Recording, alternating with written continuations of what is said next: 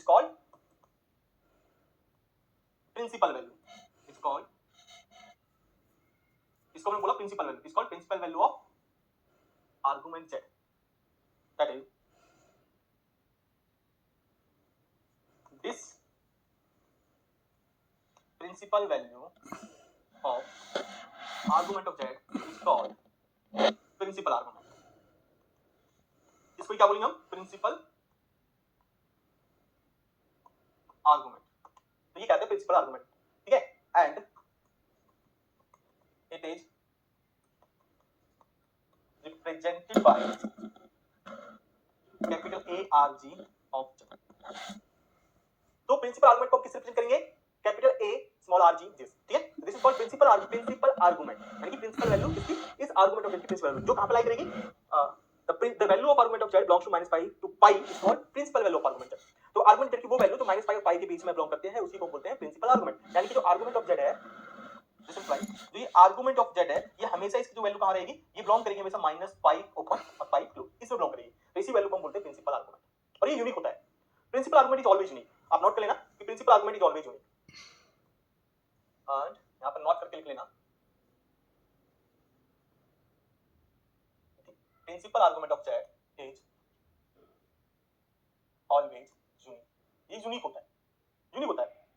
आप कोई भी कॉम्प्लेक्स नंबर उठाओ और उसकी प्रिंसिपल वैल्यू देखो तो वो हमेशा यूनिक होगी, और -pi और pi के बीच में होगा, वो यूनिक ही होगी, ठीक है। अब मेन बात है कि प्रिंसिपल आर्गुमेंट जो है ये निकलता कैसे, हम इसको फाइंड कैसे करेंगे? भाई प्रिंसिपल आर्गुमेंट है, आर्गुमेंट होकर इसको निकालते कैसे? तो सबसे अच्छा तरीका मैं आपको बताता हूं, एक टेबल है उसको याद रखो माइंड में, सारा क्वेश्चंस आपके आसानी से सॉल्व होंगे। ये आपका कॉम्प्लेक्स प्लेन है, हम इसको कॉम्प्लेक्स प्लेन बोलेंगे, एक्स वाई एक्सिस ना, एक्स वाई प्लेन ना बोलकर हम इसको क्या बोलेंगे? Complex plane. This is the complex plane, this is the real axis, this is the real axis and this is the imaginary axis. ये short में लिखते हैं इमेजिनरी एक्सिस, ओके। अब किसी भी आपसे कोई पूछेगा किसी भी कॉम्प्लेक्स नंबर का प्रिंसिपल आर्गुमेंट, हमसे क्या पूछेगा? कोई किसी भी कॉम्प्लेक्स नंबर का प्रिंसिपल आर्गुमेंट पूछेगा, तो उसके लिए जो z कॉम्प्लेक्स नंबर होगा, जो भी z है, z का कॉम्प्लेक्स, कोई भी हमारे पास कोई ना कोई z होगा, तो हमारे पास क्या होगा? कोई ना कोई कॉम्प्लेक्स नंबर तो होगा ही, x प्लस i y, ये जो भी कॉम्प्लेक्स नंबर होगा डिपेंड करेगा इस कॉम्प्लेक्स नंबर पर कि ये कॉम्प्लेक्स नंबर किस टाइप का है, किस क्वाड्रेंट में लाई कर रहा है। तो अगर सपोज करो ये कॉम्प्लेक्स नंबर आपका 0 0 हो जाए, अच्छा मुझे बताओ x0 y0 0 नंबर हो जाए, कॉम्प्लेक्स नंबर 0, क्या 0 का मैग्नीट्यूड डिफाइन हो सकता है? क्या 0 का सॉरी एंगल आर्गुमेंट जो है वो डिफाइन हो सकता है? देखो अभी आपने देखा यहां पर किसी भी कॉम्प्लेक्स नंबर का आर्गुमेंट डिफाइन करने के लिए, जो हम आर्गुमेंट डिफाइन कर रहे हैं उसके लिए क्या होना पड़ेगा? tan theta equal to y upon x, ये तो है थीटा इक्वल टू, अभी देखा थीटा इक्वल टू ये थीटा, ऐसा थीटा जिसको सेटिस्फाई करे, यानी कि यहां पर थीटा क्या था? थीटा मतलब था यहां पर tan inverse y upon x। अगर 0 नंबर हो जाए आपका ये 0 x0 y0, तो x0 y0 0/0 फॉर्म, तो 0/0 फॉर्म तो अनडिटरमिनेट फाइल, मतलब कि वो डिफाइन नहीं है, 0.0 डिफाइन है क्या? डिफाइन नहीं है, तो 0.0 डिफाइन नहीं है तो इसमें यहां पर थीटा जो है डिफाइन नहीं हो पाएगा, ये जो थीटा है ये डिफाइन नहीं हो पाएगा, तो यहां पर हम इस थीटा को फाइंड नहीं कर पाएंगे। जब 0/0 फॉर्म डिफाइन नहीं है, अनडिफाइंड फॉर्म है, तो यहां पर थीटा भी आपका अनडिफाइंड होगा। तो इसलिए ध्यान रखना कि जब भी कोई भी 0 नंबर होगा, 0 कॉम्प्लेक्स नंबर का जो आर्गुमेंट है वो डिफाइन नहीं होता। जब आर्गुमेंट डिफाइन नहीं है तो प्रिंसिपल आर्गुमेंट भी डिफाइन नहीं होगा, क्योंकि आर्गुमेंट डिफाइन होगा तभी तो हम प्रिंसिपल आर्गुमेंट की बात करेंगे। प्रिंसिपल आर्गुमेंट मतलब उसकी प्रिंसिपल वैल्यू, जब आर्गुमेंट डिफाइन नहीं है तो प्रिंसिपल आर्गुमेंट की भी वैल्यू, प्रिंसिपल आर्गुमेंट की भी हम बात नहीं करेंगे। तो इसलिए 0 एक ऐसा कॉम्प्लेक्स नंबर है जिसका ना तो आर्गुमेंट डिफाइन है और ना ही प्रिंसिपल आर्गुमेंट डिफाइन है, ये माइंड में रखना, ठीक है। चलो तो बहुत सी प्रॉपर्टीज आप जानिए, जो 0 कॉम्प्लेक्स नंबर है उसका argument and principal argument define नहीं है due to definition. tan inverse y upon x थीटा होता है, y upon x में 0/0 फॉर्म हो जाएगी, ओके। अब नॉन जीरो कॉम्प्लेक्स नंबर के लिए, तो इसलिए हमेशा अगर यहां पर कोई कॉम्प्लेक्स नंबर होगा तो नॉट डिफाइन, तो आर्गुमेंट डिफाइन नहीं है, ये ध्यान रखना। तो जो हम इस z की बात कर रहे हैं, ये z ऐसा है जो कि कैसा है? नॉन जीरो है, नॉन जीरो है, यानी कि x और y एक साथ जीरो नहीं है। अच्छा अब मान के चलो y0 हो जाए, तो y0 तो क्या है? x एक्सिस पे, अगर कोई कॉम्प्लेक्स नंबर x एक्सिस पर है, x एक्सिस मतलब क्या होता है? x पॉजिटिव x एक्सिस की बात कर रहे हैं, पॉजिटिव x एक्सिस की। तो मैंने यहां पर सबसे पहले बात करी कि पॉजिटिव x एक्सिस की, x आपका पॉजिटिव है और x एक्सिस की हम बात करें तो y0 है, यहां पर y क्या होगा? 0, x greater than 0 and positive x axis पर y0 होता है। तो इस केस में जो tan इनवर्स जो थीटा आएगा, थीटा क्या होता है? tan inverse y upon x, वो निकालोगे और उसकी प्रिंसिपल वैल्यू यहां पे निकाले प्रिंसिपल आर्गुमेंट, तो वो हमेशा क्या होगी? वो हमेशा आपके पास होगा यहां पर 0, क्योंकि x के साथ एंगल कितना बनेगा? 0 बनेगा, तो 0 बनना है तो 0 ही रहेगा प्रिंसिपल आर्गुमेंट, क्योंकि -pi और pi के बीच में, तो आर्गुमेंट कितना होगा? 0, ओके। अब हम थोड़ा सा ऊपर बढ़ते हैं, अगर फर्स्ट क्वाड्रेंट में है, फर्स्ट क्वाड्रेंट तो क्या है? x पॉजिटिव है, y भी यहां पर पॉजिटिव होगा, तो इस केस में आर्गुमेंट कितना होगा? इस केस में जो आर्गुमेंट होगा वो होगा आपका, यहां पर जो भी आर्गुमेंट बनेगा, तो सपोज यहां पर थीटा क्या बताया था मैंने आपको? tan inverse y upon x, जो निकालोगे x positive y positive tan inverse y upon x, तो मैं इसको एक नाम दे देता हूं यहां पर, आप इसको बोलते हो अल्फा, सॉरी फर्स्ट क्वाड्रेंट में जो आर्गुमेंट होगा वो अल्फा होगा, अल्फा क्या है यहां पर? tan inverse modulus y upon x, मैंने थोड़ा सा मॉडिफाई कर दिया,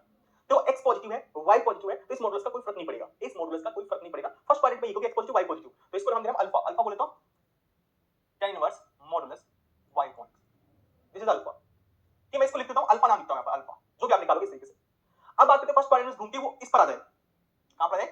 इस इमेजिनरी एक्सिस पर, पॉजिटिव इमेजिनरी एक्सिस पर, इस पर आ जाए पॉजिटिव इमेजिनरी एक्सिस पर। तो क्या होगा, पॉजिटिव इमेजिनरी एक्सिस पर क्या, यहां पर x0 होता है, यहां पर क्या होता है x0 होता है और y कैसा होता है, y स्टिल आपका ग्रेटर देन 0 है, ग्रेटर देन, क्योंकि हम 0 नहीं लेके चल रहे हैं, 0 पे डिफाइन नहीं होगा, ठीक है, y ग्रेटर देन 0। तो इसमें क्या होगा, इसमें यहां पर एंगल कितना होता है π/2, और π/2 हमेशा -π और π के बीच में रहता है, इसलिए डायरेक्ट एंगल यहां पर आएगा π/2।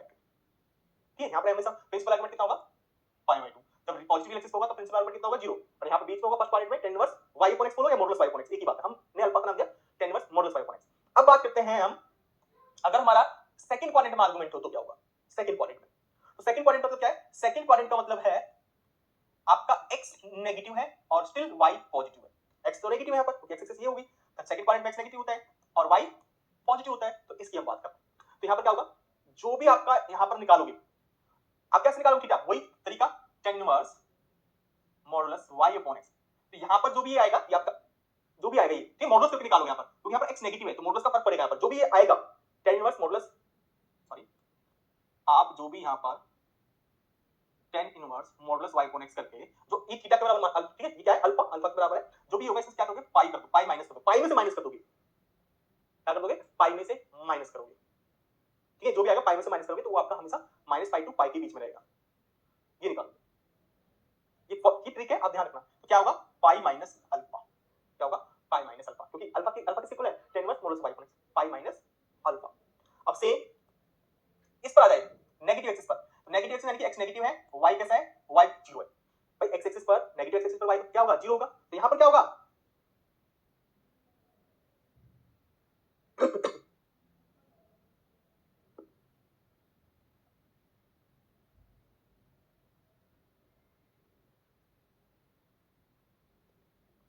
हाँ जी, क्या होगा, पाई, यहां पर आप रखोगे पाई, ये पूरा यहां पर कितना जाएगा, पाई, ठीक है, पाई होगा। अब बात करते हैं हम थर्ड क्वाड्रेंट, थर्ड क्वाड्रेंट में, थर्ड क्वाड्रेंट का मतलब क्या है, थर्ड क्वाड्रेंट मतलब है कि x आपका नेगेटिव है और y भी आपका नेगेटिव है, तो कुछ नहीं करना, बस आपको ऊपर क्या हो गया, तो उसका जस्ट नेगेटिव माइनस मल्टीप्लाई कर दो, यहां से क्या बनेगा, माइनस का पाई, माइनस का प्लस का tan inverse modulus y upon x, ये हो जाएगा, यानी कि माइनस का पाई प्लस का अल्फा, माइनस पाई क्या है, plus tan inverse y upon x alpha के इक्वल है, तो अल्फा, ठीक है। सिमिलरली अब ये आ गया, अब इस पर हो, इस पर नेगेटिव y एक्सिस पर, तो नेगेटिव y एक्सिस का मतलब है कि x तो 0 है ही और y आपका नेगेटिव है, यहां पे क्या होगा, माइनस का π/2, सिर्फ माइनस से मल्टीप्लाई करना है, तो यहां पर कितना था π/2, तो यहां -π/2, और -π/2 माइनस पाई और पाई के बीच में, अगेन फोर्थ क्वाड्रेंट में, अगर फोर्थ क्वाड्रेंट में होगा क्या होगा भाई, फोर्थ क्वाड्रेंट में क्या है, x पॉजिटिव है, y नेगेटिव है, x पॉजिटिव है, तो इसका क्या है, अल्फा यहां पर था, ये इसका नेगेटिव, नेगेटिव क्या अल्फा का नेगेटिव माइनस अल्फा, माइनस का मतलब माइनस tan इनवर्स मॉडुलस करके निकालोगे y अपॉन x और माइनस से मल्टीप्लाई कर दोगे, तो माइनस का अल्फा, और बस खत्म, ये खत्म था, बाकी फिर 0 पर आओगे तो 0 ही रहेगा, कवर हो गया सारा, ये तो 2 4 6 8, तो ये 8 फॉर्मूले हैं और ये आपको चार्ट याद रखना है, सारा प्रिंसिपल आर्गुमेंट आसानी से निकाल सकते हो। फॉर एग्जांपल कैसे, देखो what is the principal argument of z equal to 2, तो z इक्वल टू 2 की बात करते हैं, तो z इक्वल टू 2, तो मतलब यहां पर इमेजिनरी पार्ट कितना है, 0 है, इमेजिनरी पार्ट कितना है, 0, तो x positive y 0, x positive y 0, कहां पर है, x पॉजिटिव दिस, तो इस पॉइंट में प्रिंसिपल आर्गुमेंट कितना था, 0, तो आप डायरेक्ट लिख सकते हो, आप निकालना चाहो तो निकाल सकते हो, तो प्रिंसिपल आर्गुमेंट ऑफ z क्या होगा, tan inverse modulus, sorry tan inverse modulus y upon x, और वैसे भी देख सकते हो y कितना है यहां पर, 0, y 0 है, सिंपल जिस तरीके से निकालते हैं थीटा, थीटा क्या होगा, tan inverse y upon x, 0 into x कितना है 2, सॉरी tan इनवर्स 0, और tan इनवर्स 0 कब होता है, tan इनवर्स 0, tan इनवर्स 0 कब होता है, 2n पाई पर होता है, अगर मैं मॉडुलस को ना लूं, 2n पाई जनरली होता है और n बिलोंग्स टू इंटीजर, लेकिन हमको चाहिए प्रिंसिपल आर्गुमेंट, जो प्रिंसिपल आर्गुमेंट क्या है, माइनस पाई और पाई के बीच में, माइनस पाई और पाई के बीच में, माइनस पाई और पाई के बीच में क्या आता है बताओ, n की वैल्यू ये क्या बनेगा, इसकी वैल्यू क्या होगी, n की वैल्यू 0 0, n की वैल्यू 1 2 पाई, n की वैल्यू माइनस माइनस 2 पाई, उसी 4 पाई माइनस 4 पाई, तो माइनस पाई और पाई के बीच में क्या है, इन तीनों में से 0, सिर्फ 0 है, तो इसलिए डायरेक्ट यहां पर क्या आएगा आंसर 0, आपको 0 निकालना, बस यही निकालना, tan inverse modulus pi of x, tan inverse 0 और tan इनवर्स 0 क्या होता है, 0 पर होता है, बस बाकी सोचना ही नहीं है आपको, और बाकी डायरेक्ट चार्ट याद है तो डायरेक्ट कह सकते हो, x एक्सिस है, y 0 है, तो आंसर 0, तो प्रिंसिपल आर्गुमेंट कितना है, a option is right, direct, otherwise आप कैलकुलेट करना चाहते हो कर सकते हो, आर्गुमेंट निकालो, ठीक है, आर्गुमेंट निकाल के फिर उसमें देखो माइनस पाई और पाई के बीच में कौन कौन सी वैल्यू है, तो वो आएगा, ठीक है। नेक्स्ट क्वेश्चन देखो, जैसे what is the value of argument of principal argument of 1 plus iota, तो एक तो तरीका ये है कि आप पहले आर्गुमेंट निकालो, 1 प्लस आइटा का आर्गुमेंट, ये निकालना है आपको, तो क्या निकालना है आपको निकालना है कि ऐसा थीटा, मतलब थीटा निकालना है कि वो tan थीटा जहां पर y tan थीटा किसके इक्वल होगा, y अपॉन x के इक्वल होगा, y कितना है 1 है, x कितना है 1 है, तो tan थीटा कितना हो गया, tan थीटा हो गया 1। थीटा की वैल्यू क्या है यहाँ से, tan थीटा 1 कब होता है, जब आपका पाई बाय 4 पर होता है, ठीक है, पाई बाय 4 पर होता है, sorry pi by 4 plus 2n पाई पर होता है। आप देख लेना इस वैल्यू, हमेशा tan थीटा 1 कब होता है, जब आपका sin और cos सेम होते हैं, और sin cos सेम कब होते हैं, जब आपका पाई बाय एंगल कितना हो पाई बाय 4 हो, तो sin pi by 4 cos pi by 4 same होता है, जब sin और cos सेम होंगे जिस थीटा की इस वैल्यू पे, उस थीटा पर tan थीटा 1 होगा। ये अब इसमें से आपको देखना है कि कौन सी वैल्यू माइनस पाई और पाई के बीच में, ये सारी वैल्यूज लिखोगे, इनमें से देखो कौन सी वैल्यू है, सिर्फ वो आएगी पाई बाय 4, n की वैल्यू 0 होगी पाई बाय 4, इस तरीके से आप निकालोगे, चेक करना पड़ेगा। और सबसे अच्छा तरीका है, यहाँ पर x क्या है, x1 this is greater than 0, y कितना है 1 दिस इज ग्रेटर देन 0, तो कौन सा क्वाड्रेंट है, फर्स्ट क्वाड्रेंट। तो फर्स्ट क्वाड्रेंट में प्रिंसिपल आर्गुमेंट क्या होता है आपको, अल्फा, यानी कि प्रिंसिपल आर्गुमेंट, अल्फा क्या है, principal argument tan inverse modulus y upon x, यानी कि tan इनवर्स